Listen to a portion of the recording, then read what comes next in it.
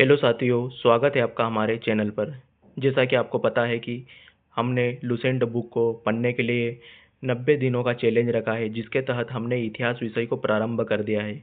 और इतिहास विषय के अंतर्गत हमने अब तक भारत के नाम के उद्भव के संबंध में तथा प्राचीन भारतीय इतिहास के स्रोतों को हमने पढ़ लिया है।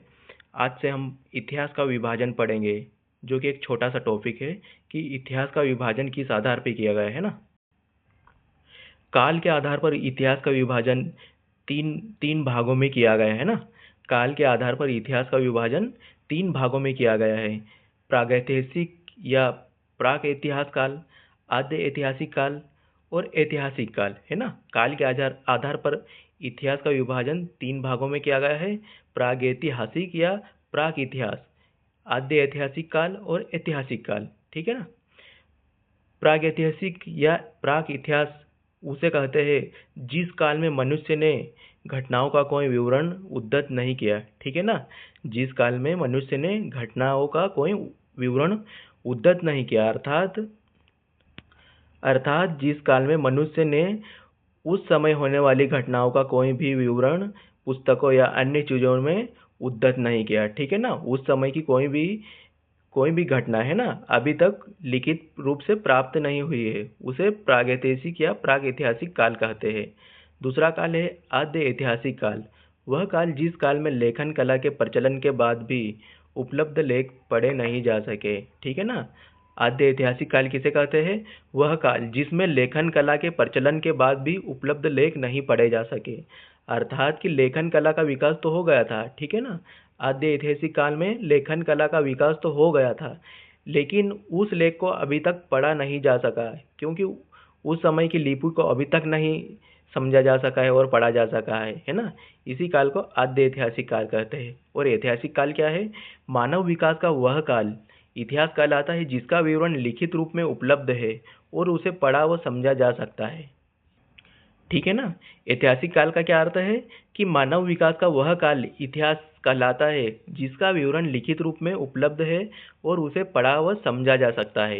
इतिहास का वह काल जिसका लिखित रूप में विवरण है, ठीक है ना। जिसका लिखित रूप में, चाहे वह पुस्तकों में लिखित हो, चाहे वह पत्थरों में लिखित हो, स्तंभ लेखों में लिखित हो, लिखित रूप में उसका विवरण मिलता है, ठीक है ना, जिसे ही ऐतिहासिक काल कहते हैं। इसे भी तीन भागों में बांटा गया है। ऐतिहासिक काल को तीन भागों में बांटा गया है, प्राचीन, मध्यकालीन और आधुनिक काल, ठीक है। ज्ञानी मानव यानी होमोसेपियंस है ना। ज्ञानी मानव का इंग्लिश क्या है? होमोसेपियन का प्रवेश इस धरती पर आज से लगभग 30 या 40 हजार वर्ष पूर्व हुआ है, ठीक है ना। ज्ञानी मानव यानी आज के मानव जो हम है ना, उन्हीं को होमोसेपियंस कहते हैं, का प्रवेश इस धरती पर आज से लगभग 30 या 40 हजार वर्ष पूर्व हुआ, ठीक है। पूर्व पाषाण युग या पूरा पाषाण युग के मानव की जीविका का मुख्य आधार शिकार था, ठीक है ना। जो प्रारंभिक मानव थे, ठीक है, प्रारंभिक मानव, पूर्व पाषाण युग, ठीक है ना। पूर्व पाषाण युग या पूरा पाषाण युग के मानव की जीविका का मुख्य आधार क्या था? शिकार था, ठीक है ना। अगर क्वेश्चन में आ जाए कि पूर्व पाषाण युग या पूरा पाषाण युग में मानव की जीविका का मुख्य आधार क्या था, तो वह था शिकार, ठीक है। वो शिकार करके अपना जीवन यापन करते थे। कौन? पूरा पाषाण के लोग, ठीक है। शिकार पूरा पाषाण में आदि मानव के मनोरंजन के भी साधन थे, ठीक है ना। पूरा पाषाण काल के लोगों का मनोरंजन का साधन क्या था? शिकार था, ठीक है। आग का आविष्कार पूरा पाषाण काल में हुआ, ठीक है। आग का आविष्कार पूरा पाषाण काल में हुआ है। पहिए का आविष्कार नव पाषाण काल में हुआ है। मनुष्य में स्थायी निवास की प्रकृति नव पाषाण काल में हुई है, ठीक है। मनुष्य में स्थायी निवास की प्रवृत्ति कब कब हुई है? नव पाषाण काल में। मनुष्य ने सबसे पहले कुत्ते को पालतू बनाया, ठीक है। मनुष्य ने सबसे पहले किसको पालतू बनाया? कुत्ते को पालतू बनाया। मनुष्य ने सर्वप्रथम तांबा धातु का प्रयोग किया तथा उसके द्वारा बनाया जाने वाला प्रथम औजार कुल्हाड़ी था, ठीक है ना। मनुष्य ने सर्वप्रथम किस धातु का प्रयोग किया? तांबा नामक धातु का प्रयोग किया और उसके द्वारा बनाया जाने वाला सबसे पहला औजार कुल्हाड़ी था, है ना। और प्राप्ति स्थल, कुल्हाड़ी की प्राप्ति स्थल है अतिरंगम, है ना। कुल्हाड़ी कहाँ से मिली? अतिरंगम नामक स्थान से प्राप्त हुई है। मनुष्य ने सर्वप्रथम किस धातु का प्रयोग किया? तांबा नामक धातु का प्रयोग किया और तांबा से बनाया जाने वाला प्रथम औजार कुल्हाड़ी था। और कुल्हाड़ी अतिरंकम नामक स्थान से प्राप्त हुई है। करसी का आविष्कार नवपाषाण काल में हुआ, ठीक है ना। करसी का आविष्कार नवपाषाण काल में हुआ है। प्राग ऐतिहासिक अन्न उत्पादक स्थल मेहरगढ़ पश्चिमी बलूचिस्तान में अवस्थित है। प्राग ऐतिहासिक अन्न उत्पादक स्थल, ठीक है ना। प्राग ऐतिहासिक काल का अन्न उत्पादक स्थल कहाँ है? मेहरगढ़ पश्चिमी बलूचिस्तान में अवस्थित है। कृषि के लिए अपनाई गई सबसे प्राचीन फसल, है ना, कृषि के लिए अपनाई गई सबसे प्राचीन फसल कौन सी है? गेहूं एवं जौ थी, लेकिन मानव द्वारा सर्वप्रथम उपयुक्त अनाज चावल था, ठीक है। मानव द्वारा सबसे सर्वप्रथम उपयुक्त अनाज चावल था, ठीक है।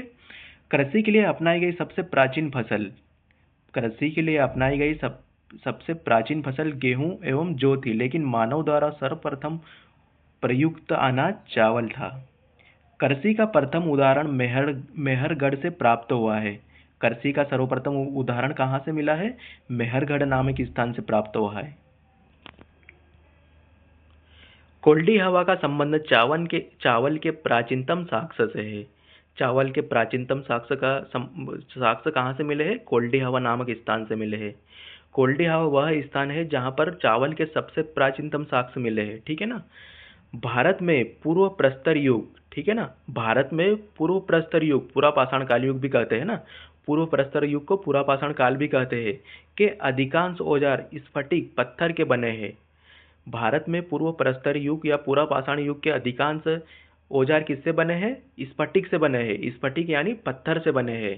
रॉबर्ट ब्रूस फुट पहले व्यक्ति थे जिन्होंने 1863 में भारत में पूरा पाषाण कालीन औजारों की खोज की थी, ठीक है ना। रॉबर्ट ब्रूस फुट पहले व्यक्ति थे, है ना। रॉबर्ट ब्रूस फुट पहले व्यक्ति है जिन्होंने 1863 में भारत में पूरा पाषाण कालीन औजारों की खोज की। पल्लावरम नामक स्थान पर प्रथम भारतीय पूरा पाषाण कलाकृति की खोज हुई। प्रथम भारतीय पूरा पाषाण कलाकृति की खोज कहाँ हुई? पल्लावरम नामक स्थान पर।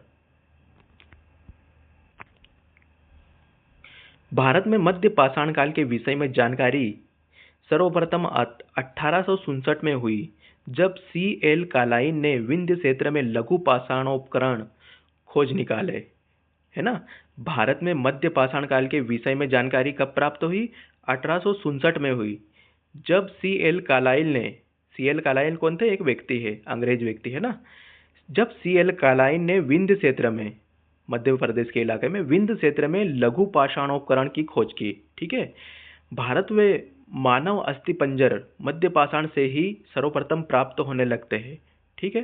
भारत में मानव अस्थिपंजर मध्य पाषाण काल से ही सर्वप्रथम प्राप्त होने लगते हैं। क्या कहा है इस लाइन में? कि मध्य पाषाण काल से ही सर्वप्रथम भारत में मानव के अस्थिपंजर प्राप्त होने लगे हैं।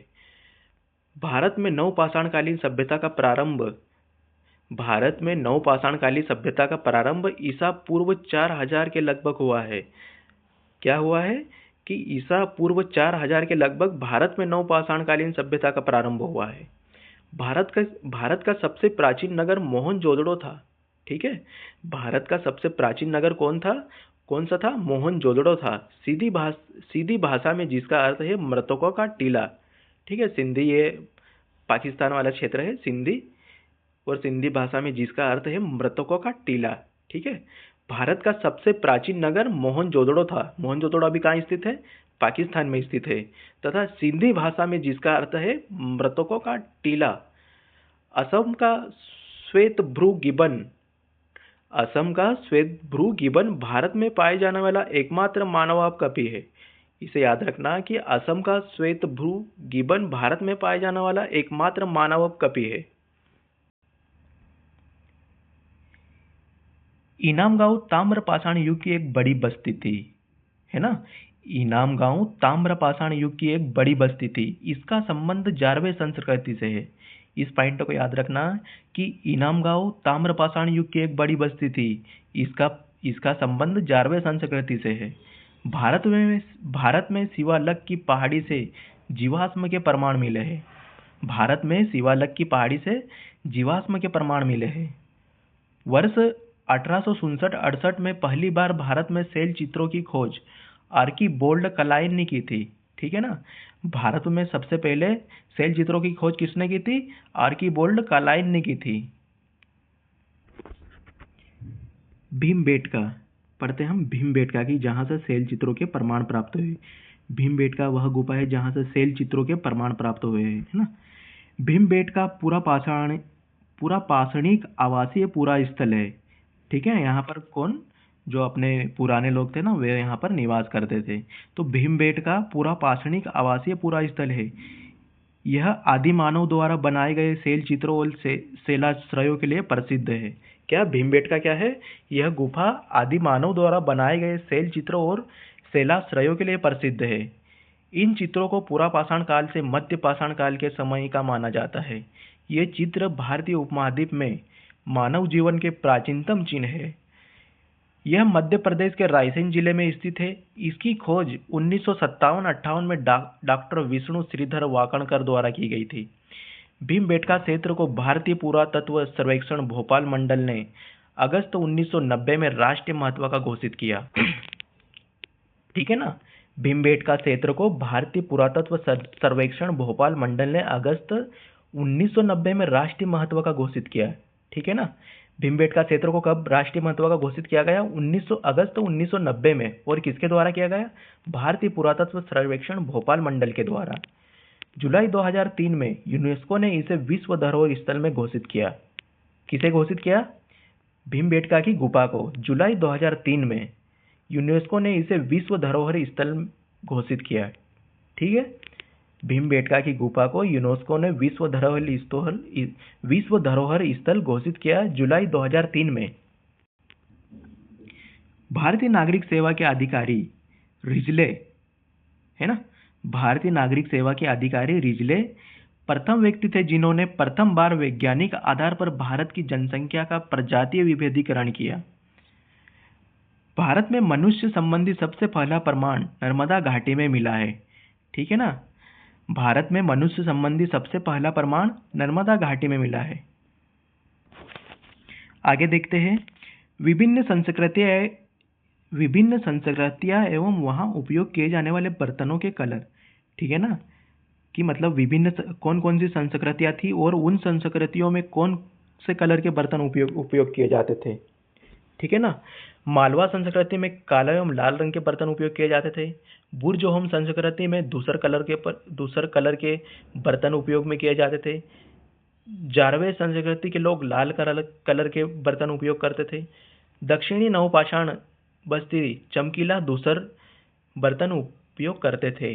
पूर्वी नवपाषाण काल भूरा लाल बर्तन उपयोग में करते थे। इन बस्तियों के बारे में हम आगे पढ़ेंगे, है ना। सिर्फ इतना ही याद रखना, सभी राज्यों की पीसीएस एग्जाम में सिर्फ ये फैक्ट के रूप में पूछ सकते हैं, और अगर ज़्यादा ही पूछेंगे तो ये बेंस के रूप में पूछेंगे, तो उसके लिए हमें ज़्यादा पढ़ना पड़ेगा। ये सिर्फ फैक्ट में ये काम आ जाएंगे, है ना। और अन्य एग्ज़ाम के लिए तो ऐसे भी ये काम आ जाएंगे, क्योंकि अन्य एग्ज़ामों में फैक्ट ही पूछे जाते हैं।